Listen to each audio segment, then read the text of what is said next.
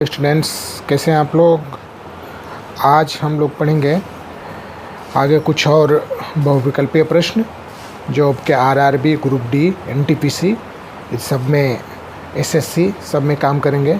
जैसे पहले वीडियो में हम केवल 20 प्रश्न, चुनिंदा 20 प्रश्नों को अपलोड किए थे।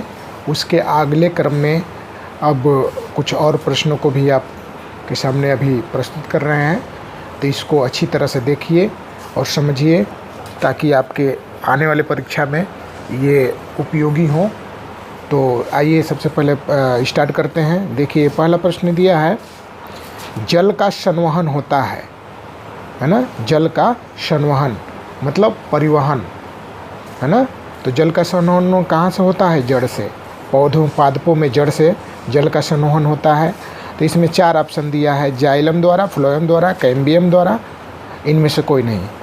तो आप लोग जान लीजिए कि जल का संवहन होता है जाइलम द्वारा, है ना। ठीक है, दूसरा प्रश्न देख लेते हैं। दूसरा है, अरेखित पेशियां हैं। अरेखित पेशियां हैं मतलब अरेखित पेशियां क्या हैं? कायिक पेशियां हैं, ऐच्छिक पेशियां हैं, हृदय पेशियां हैं या नेत्र पेशियां हैं। तो अरेखित पेशियों को क्या बोल सकते हैं? अनैच्छिक पेशियां भी कहते हैं। अनैच्छिक पेशियां 2 प्रकार की होते हैं, ऐच्छिक और अनैच्छिक। तो अरेखित पेशियों को अनैच्छिक पेशियां भी बोलते हैं। तो हमारे शरीर में जो पेशियां हैं वो अपने आप से जो कार्य करती हैं वो अरेखित पेशियां हैं, जो हमारी इच्छा के अनुसार कार्य करती हैं। जैसे बोलना, चलना, फिरना, ये ऐच्छिक पेशियों के अंतर्गत आता है। अरेखित पेशियां वो हैं जो हमारी इच्छा से नहीं चलती। तो इसमें ऑप्शन आपका कौन सही है? सी। ठीक है, अरेखित पेशियां कौन है? सी। अगला प्रश्न देख लेते हैं। अगला प्रश्न है, संवहन मतलब संदेश संवहन की मूल इकाई है। संदेश संवहन की मूल इकाई है मतलब संदेश हमारे हेड ऑफिस मतलब मस्तिष्क तक, केंद्रीय तंत्रिका तंत्र कैसे पहुंचता है। तो पहले वो सूचना कहाँ पहुंचती है? तो इसका ऑप्शन है तंत्रिका कोशिका। ठीक है, इसका ऑप्शन है तंत्रिका कोशिका। ठीक, यहाँ पहले सूचना पहुंचती है, उसके बाद तंत्रिका तंत्र में, उसके बाद मेरुरज्जु में और मेरुरज्जु से सीधे मस्तिष्क में। ठीक है, आइए अगला प्रश्न देख लेते हैं। वाहिकाएं मिलती हैं, किसकी बात हो रही है? पादपों की। पादपों में जो पादप होते हैं, पेड़ पौधे, वनस्पतियाँ, उसमें वाहिकाएं कहाँ मिलती हैं? तो वाहिकाएं मिलती हैं कॉर्टेक्स में। ठीक, अगला प्रश्न देख लेते हैं। ये देखिए अक्सर पूछा जाने वाला सवाल है, विषाणु जनित रोग है अर्थात विषाणुओं से जो रोग फैलता है। तो इसमें टाइफाइड, हैजा, डिप्थीरिया, ये 3 लोग बैक्टीरिया से फैलते हैं। किससे फैलते हैं? बैक्टीरिया से, जीवाणुओं से। तो अब बच जाता है केवल चौथा, इन्फ्लुएंजा। तो इन्फ्लुएंजा जो होता है वो विषाणु जनित रोग है। ठीक है, आगे देखते हैं। ये देखिए, विश्व एड्स दिवस कब मनाया जाता है?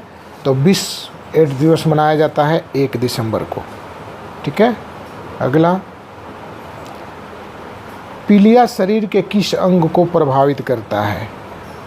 पीलिया शरीर के किस अंग को प्रभावित करता है ना। तो पीलिया यकृत को प्रभावित करता है ना। पीलिया शरीर के किस अंग को प्रभावित करता है? यकृत यानी लीवर को, आपके लीवर को डैमेज कर देता है। ठीक है, अब अगला प्रश्न देख लेते हैं, 8 नंबर। ये देखिए, एलिसा परीक्षण किया जाता है। अक्सर ये सवाल कई बार पूछा जा चुका है। तो इसमें 4 ऑप्शन है, कैंसर में, तपेदिक में, एड्स में, टाइफाइड में। ठीक है, तो इसमें आपका ऑप्शन सही है सी, एड्स में। ठीक है, एलिसा परीक्षण किया जाता है एड्स में। अगला प्रश्न देख लेते हैं। आपका अगला प्रश्न है 9 नंबर, खसरा शरीर के किस अंग को प्रभावित करता है? खसरा शरीर के किस अंग को प्रभावित करता है? ठीक है, इसमें आपके 4 ऑप्शन हैं, ऋण रज्जु, श्वसन मार्ग, यकृत और निगल द्वार। तो खसरा शरीर के श्वसन मार्ग को प्रभावित करता है। ये सबसे ज़्यादा 6 माह से 5 साल के बच्चों को अक्सर होता है। ठीक है, जिसको ये लंग्स की बीमारी है, जिससे श्वसन मार्ग प्रभावित होता है, सांस लेने में दिक्कत होने लगती है बच्चों को और अंतकाल उनकी मृत्यु हो जाती है। अगला प्रश्न देख लेते हैं। हाँ, ये देखिए, मत्स्य वर्ग का जंतु नहीं है, मतलब मत्स्य मतलब मछली, वर्ग का जंतु नहीं है। तो कौन नहीं है? रोहू है, शार्क भी है ना। अब दिया है समुद्री घोड़ा और सितारा मछली। तो इसमें जो समुद्री घोड़ा है ये कार्डेटा संघ में आता है, ये कशेरुकी प्राणी है, ये मत्स्य वर्ग में नहीं आता। ठीक है, तो ये आपका हो गया 10 का कौन सही है? समुद्री घोड़ा। मत्स्य वर्ग का जंतु समुद्री घोड़ा नहीं है। आगे, भुजा रहित उभयचर है। भुजा रहित मतलब जिसमें भुजाएं नहीं पाई जाती, वो जंतु जिनमें भुजाएं नहीं पाई जाती है, तो वो जंतु है एक्थियोफिस। कौन जंतु है? एक्थियोफिस। भुजा रहित उभयचर कौन है? एक्थियोफिस। ठीक है, अगला प्रश्न, वृक्षवासी उभयचर है, मतलब वो उभयचर जो वृक्ष पर भी रहता है और स्थल पर भी रहता है। तो वो कौन सा है? दिया है टोड, दिया है मेढक, दिया है सैलामेंडर, दिया और हाइला दिया है। तो जो आपका हाइला है ना, जो आपका हाइला है ये क्या है?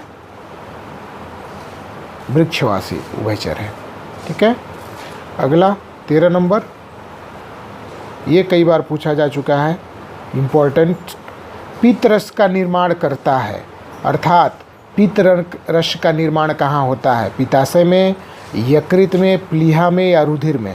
तो इसका सवाल सही जवाब है यकृत में। हमारे पित्तरस का निर्माण कहाँ होता है? यकृत में। ठीक है, आगे, अपूर्णता रोग किसकी कमी से होता है? अपूर्णता रोग किसकी कमी से होता है? तो ये इसका सही है, यह अपूर्णता रोग होता है विटामिन की कमी से। असंतुलित भोजन करने से, फल सब्जियां सही तरीके से ना खाने से हमको अपूर्णता रोग हो जाता है। तो अपूर्णता रोग किसकी कमी से है? 4 ऑप्शन दिया, तो इसमें आपका सी सही है, विटामिन की कमी से अपूर्णता रोग होता है। अगला प्रश्न देख लेते हैं। 15 नंबर का प्रश्न है, मनुष्य के अग्न्याशय में बनता है। अग्न्याशय जो मानव शरीर की दूसरी सबसे बड़ी ग्रंथि है, तो इससे क्या निकलता है? तो इससे एक हार्मोन्स निकलता है, उस हार्मोन्स का नाम है इंसुलिन। Insulin hormones. तो कौन सा ऑप्शन सही है?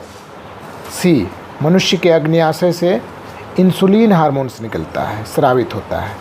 अगला प्रश्न 16 नंबर देख लेते हैं। ये आप लोगों को शायद पता ही हो, शरीर में सूखा रोग किस विटामिन की कमी से होता है? तो आप लोग जानते ही हैं, विटामिन डी। विटामिन ए की कमी से रतौंधी, विटामिन बी के कमी से बेरी, विटामिन सी के कमी से रिकेट्स आप लोग जानते ही हैं, और विटामिन डी की कमी से सूखा रोग। तो इसका आप 16 नंबर का ऑप्शन कौन सा सही है? डी। अगला प्रश्न 17 नंबर देख लेते हैं। हरे पौधे होते हैं स्वपोषी, परपोषी, मृतजीवी या परजीवी?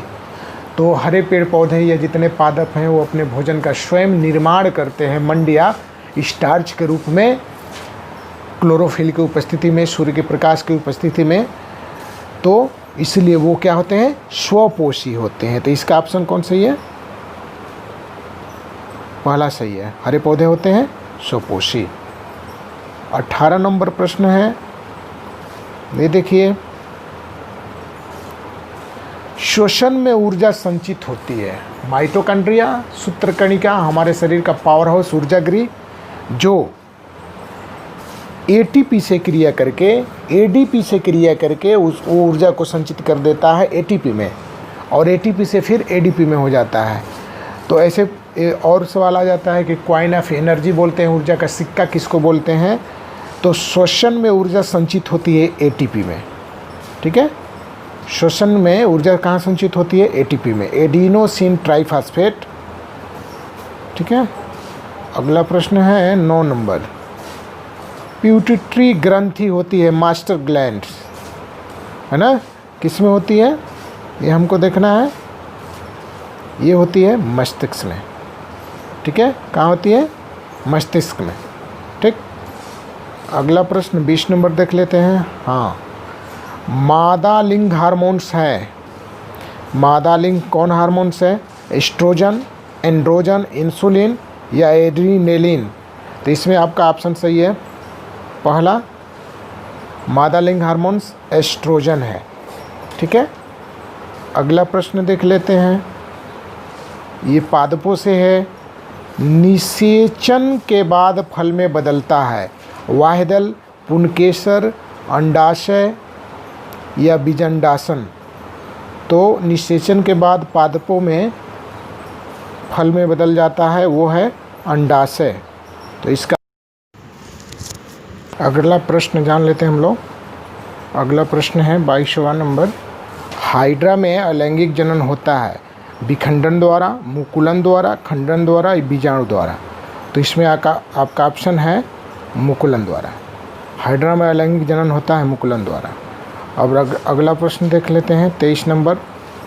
23 नंबर का प्रश्न जो है, परागनली में नर युग्मक की संख्या होती है। परागनली में नर युग्मक की संख्या होती है 1, 2, 3 या 4? तो इसमें से आपका बी ऑप्शन सही है। परागनली में युग्मकों की, नर युग्मकों की संख्या होती है 2। अब 24 नंबर का प्रश्न है, कैंसर हो सकता है ना? कैंसर हो सकता है, ठीक है। तो इसका आपका ऑप्शन सही है तंबाकू से, ठीक है। ये भी खतरनाक है, LSD सबसे डेंजरस होता है। अफीम भी है, मारिजुआना भी है, लेकिन अगर कैंसर हो सकता है तो संभावना ज़्यादा रहती है तंबाकू से। अब लास्ट प्रश्न है आपका 25वां। इस बार 25 प्रश्न हम अपलोड किए हैं। पिछली बार पहले वीडियो में 20 प्रश्न थे, तो ऐसे प्रश्न बढ़ते जाएंगे हर वीडियो में जैसे जैसे अपलोड करते जाएंगे। तो ये अंतिम प्रश्न है, कोका कोला है, कोका कोला कोल्ड ड्रिंक्स जो आप लोग पीते हैं, तो क्या है ये? उत्तेजक है, शामक है या मदिरा है या विभ्रमक है? तो कोका कोला क्या होता है? उत्तेजक होता है ना। तो ये थी जानकारी आज के प्रश्नों की। जो ये आपका बहुविकल्पीय प्रश्न, केवल बायोलॉजी का जो प्रश्न है उसका 25 आज प्रश्न के बारे में जानकारी मिली। तो आशा करते हैं कि आप लोगों को